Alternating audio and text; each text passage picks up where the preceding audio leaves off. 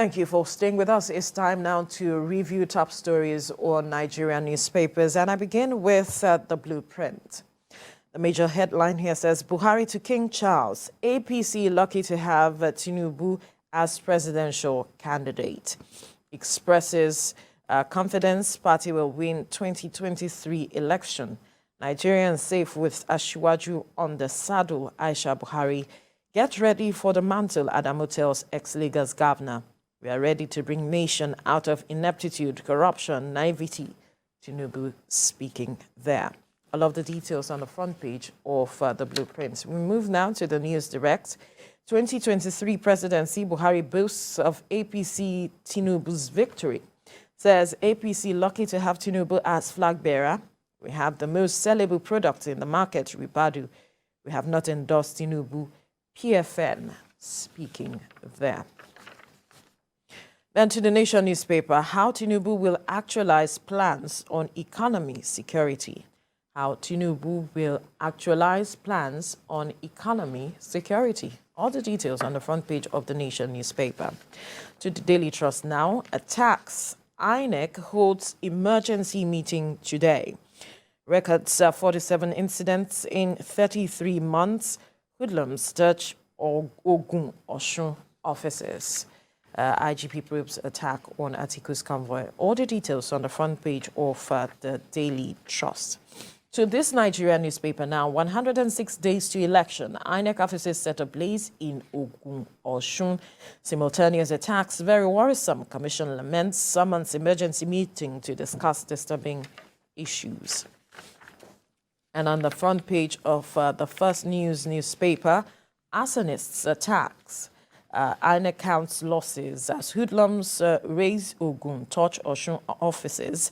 Commission loses main building, 65,699 uncollected PVCs, 904 ballot boxes, 29 voting cubicles, 30 megaphones, 57 election bags, 8 electric power generators in Ogun Inferno. Mike. Right, I have Daily Times here. And it says, we won't allow any online platform to plunge Nigeria into crisis. The federal government is saying this, and it says it's monitoring developments around change of ownership of Twitter. That's what you see on the front page of the Daily Times. We won't allow any online platform to plunge Nigeria into crisis. That's what the federal government says. Now, to Punch newspaper, Punch is saying traders lose as Naira rebounds to 720 to a dollar. All right, that's on the Forex crisis. And currency jumps from 910 to 720 Naira in 6 days. And how EFCC clamped down, market sentiment reversed Naira slide. BDC operators resist Naira rebound and hold back greenback purchase. All right, all that on the front page of the Punch newspaper. Now let's get to leadership. Leadership newspaper says loan sharks persist with cruel recovery practices. Loan sharks persist with cruel recovery practices. That's what you see on the front page of the Friday Leadership newspaper. And then the last one I have here right now is Nature News. Nature News is focusing on COP27. Nigerian ministers champion adaptation plan. Right? Nigerian ministers champion adaptation plan. And the COP27 summit is going on in Egypt. All right, that's all we have right now. All right, gentlemen, let's look at the story on some of the papers this morning. Just a little over 100 days to the elections, and we're seeing some worrisome developments with regards to arsonists attacks on INEC offices. And the recent one happened in Ogun and Osun, and recent records show that there's been about 47 incidents in 33 months leading up to the elections. And INEC, the commission, is holding an emergency meeting later today with heads of security agencies to look into addressing this matter. Sam. Yeah, fire everywhere, but not a jot of INEC to see. That's what we are seeing now with arson here in Ogun, arson in Osun. We've seen it in the east, we've seen it in the Niger Delta,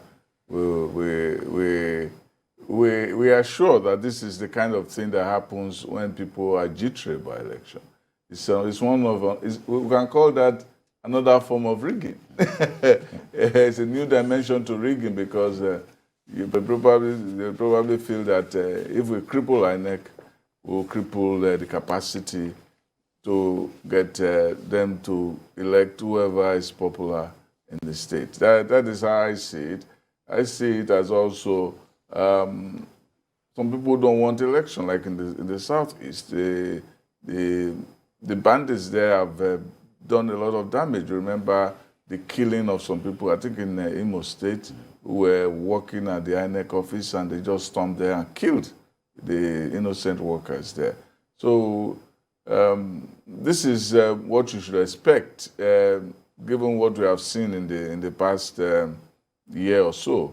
And INEC needs to beef up security because the security of the election begins with the security of election materials. Absolutely. And if we get the election materials in good place, we have to secure them. There are so many INEC offices, and their security agencies have also been stretched to the limit. So we're seeing a new form of banditry. This is electoral banditry that we're seeing now, which people go to the electoral offices and blast out generators, PVCs that have been uncollected, polling booths, and many other things that are materials that are necessary for electoral integrity. So it's a very worrisome thing, and it's also a strain on the purse string of INEC and the electoral system.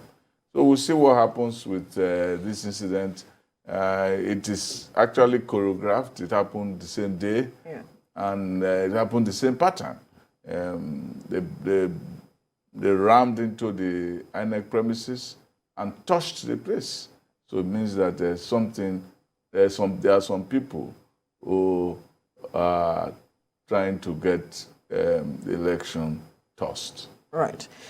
He mentioned something, Mike. The security of the election begins with the security of the election materials. Yeah. And as it stands now, over 65,000 persons might be disenfranchised because their PVCs have been consumed in the inferno. It's a very dangerous trend, if I may say, and a situation where more than 50 or 60,000 people will be disenfranchised, not because INEC didn't prepare for them, not because their data is not there, but because their PVCs are destroyed by arsonists, for that matter.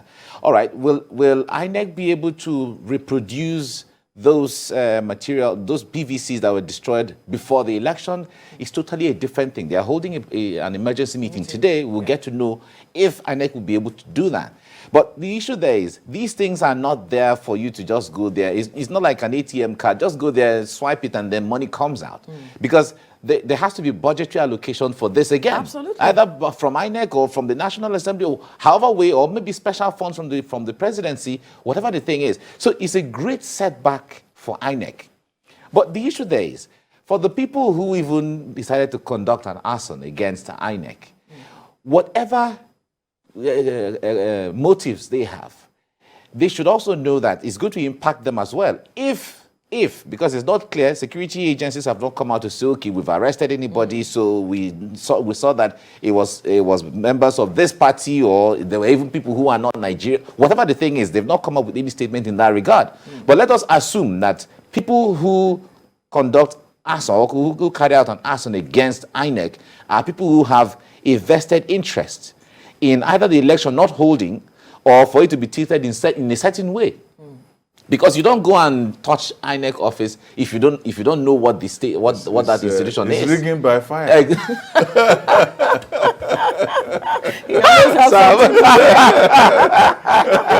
You see, all right, rigging by fire, by fire by force, like they say. No, but it is actually a very big blow, and you will see the impacts of this, because this is, like Sam said, it's not just in Ogun. It has happened. It has happened in Osun. It has happened in the east. It has happened in the south, in Delta, and other states, as the case may be. Even in North Central, it's happened in a few states. So the point is a dangerous trend. But I think what INEC has to do is try to put more CCTV cameras. Like, security agencies have been overstretched. We may not expect that there will be soldiers or police or DSS manning every INEC office 24/7, as the case may be. But there has to be a way to secure those materials, because there's a trend which we are seeing. INEC has to be proactive in how to secure all of those materials. Because it was in its proactivity, like you mentioned, that it began to deploy some of these materials to certain states. And if you look at some of the places that were touched, Ede was one of the places that was touched, and Abeokuta. These are critical local government areas. These are heavy electoral districts, and so if you want to, as they say, if you want to eat a frog, you eat a fat and juicy one. So they went to the fat and juicy districts and they touched it. Well, we hope to see what the outcome of the meeting will be today, if INEC is going to look into perhaps changing the security architecture within, their offices, because this is quite a setback for the commission. But let's get the outcome of that meeting, and we know how we'll move forward with this conversation.